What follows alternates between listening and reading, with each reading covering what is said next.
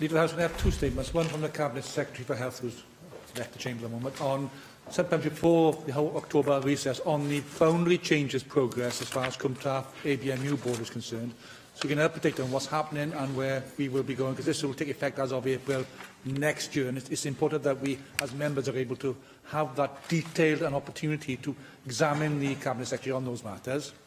And the second point is, as you may well know, we had a long campaign in Aberavon on the Junction 41 closure trial that existed, and we eventually managed to persuade the Cabinet Secretary for Economy and Transport that the decision to stop the trials and keep the junction open was the right decision, and that has been working ever since.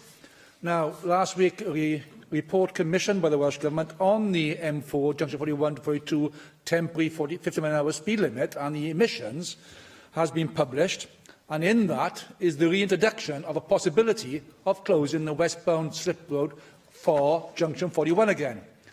This clearly is unacceptable in my constituency, and I will once again be fighting any chances of this happening. But can you have a statement from the Cabinet Secretary for Economy and Transport to reaffirm his decision, the earlier start of this government, to keep that junction open and operational?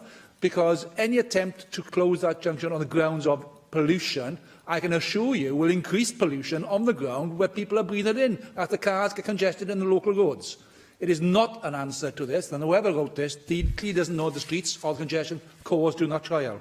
David Rees has always been very active on behalf of his constituents in this instance. The measure currently proposed at Port Talbot to achieve compliance with the EU Air Quality Directive is a continuation, as he knows, of the temporary 50-mile-an-hour speed limit implemented back in June. However, at this point, the total closure of Junction 41 can't be ruled out for legal reasons, because the monitoring of NO2 concentration is ongoing, and depending on results, it's possible that further measures may be required to safeguard public health and comply with the legislation. However, if that were to happen, further measures proposed would be subject to a full public consultation before any action is taken to take that forward. In terms of the realignment of ABMU and Cwmtaf, I'm sure that the Cabinet Secretary will be updating members as soon as that has sufficiently progressed for there to be something substantial to report.